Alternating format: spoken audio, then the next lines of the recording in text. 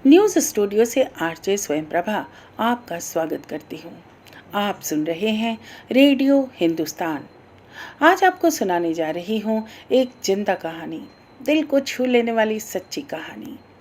फिल्मी पर्दों पर आपने भारत पाकिस्तान के रिश्ते पर कई मनोरंजक और रोमांच पैदा करने वाली कहानियाँ देखी और सुनी होंगी। बजरंगी भाईजान, गदर, वीर ज़ारा, हेना, पिंजर ऐसी ही कुछ यादगार फिल्में हैं जिन्हें आप बार बार देखना पसंद करते हैं, क्योंकि इसमें परिवार से बिछोड़ने का दर्द है। बिछोड़ने के बाद परिवार के मिलन की मिठास है। बरसों का बिछड़ा हुआ जब अनायास एक दिन सामने आ जाता है तो शब्द सूख जाते हैं और आंसू सैलाब बन जाते हैं। दोनों एक दूसरे को किंग कर्तव्य विमूढ़ की स्थिति में निहारते रह जाते हैं। लबों से कुछ नहीं निकल पाता है। घंटों आलिंगनबद्ध खड़े रहते हैं। उस वक्त एक दूसरे के आंसू ही उनके शब्द बन जाते हैं, जो उनकी कहानियां भी बयां कर देते हैं। यही है रिश्तों की खूबसूरती। अब हम जो आपको कहानी बताने जा रहे हैं, उससे कई फिल्मों की पटकथा लिखी जा सकती है। दिल को झकझोरने वाली और भावनाओं के सागर में डुबोने वाली ये कहानी भी भारत और पाकिस्तान से ही जुड़ी है।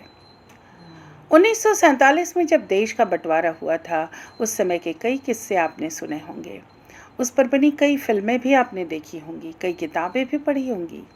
भारत विभाजन की दर्दनाक कहानियां आज भी उस दौर के लोग सुनाते रहते हैं। उस दौरान कई परिवार ऐसे भी थे जिसके कई सदस्य बिछुड़ गए।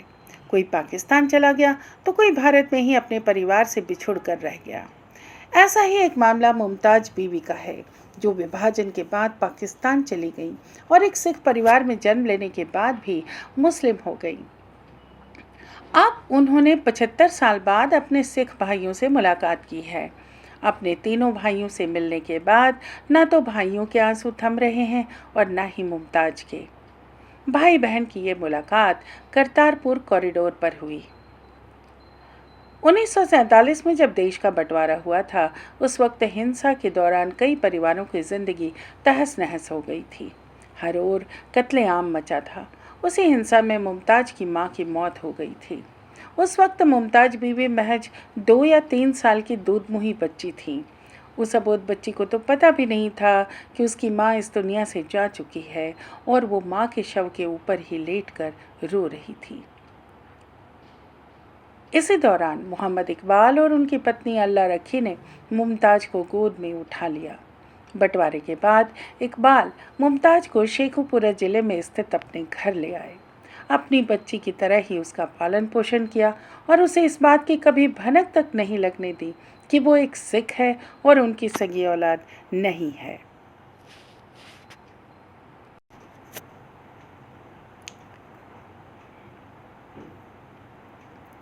2 साल पहले जब इकबाल की अचानक तबीयत खराब हो गई तो उन्हें लगा कि अब सच बता देना चाहिए और उन्होंने मुमताज को 73 साल पुरानी वो बात बता डाली कि वो उनकी सगी बेटी नहीं है, बल्कि एक सिख परिवार की बेटी है। मुमताज को यकीन नहीं आया। कुछ ही दिनों में इकबाल का इंतकाल हो गया। इकबाल की मौत के बाद मुमताज और उनके बेटे शहबाज को अपने असली परिवार के बारे में जानने की इच्छा हुई।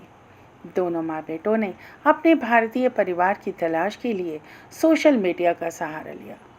मुमताज के असली पिता और पंजाब के पटियाला स्थित सिदराना गांव की जानकारी इकबाल ने ही उन्हें दे दी थी। माँ बेटे की मेहनत रंग लाई और मुमताज को उसके बचपन का सिख परिवार मिल गया।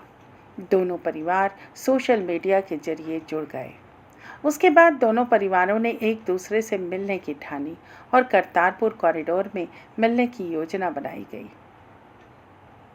फिर एक दिन वो भी आया जब मुमताज बीबी उर्फ गज्जो अपने तीनों भाई गुरमीत सिंह, सरदार नरेंद्र सिंह और सरदार अमरिंदर सिंह से आमने सामने हो पाई। 75 साल बाद 4 भाई बहन एक दूसरे के सामने थे।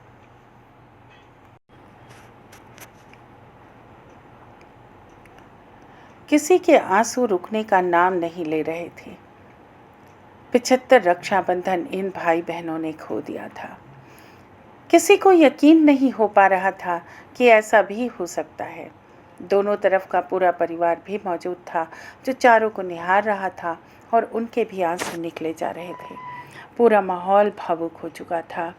गुरमीत करतारपुर साहिब जाते समय अपनी बहन गज्जो के लिए चांदी के कड़े और सोने की अंगूठी लेकर गए थे। गुरमीत सिंह बताते हैं कि गज्जो अपने परिवार के सदस्यों को बहुत याद करती है। वो उनके पास पटियाला आना चाहती है, लेकिन बीच में दीवार बनकर सरहद खड़ी है। गज्जो उर्फ मुमताज बेगम ने भारत आने के लिए पाकिस्तान में वीज़ा अप्लाई कर दिया है।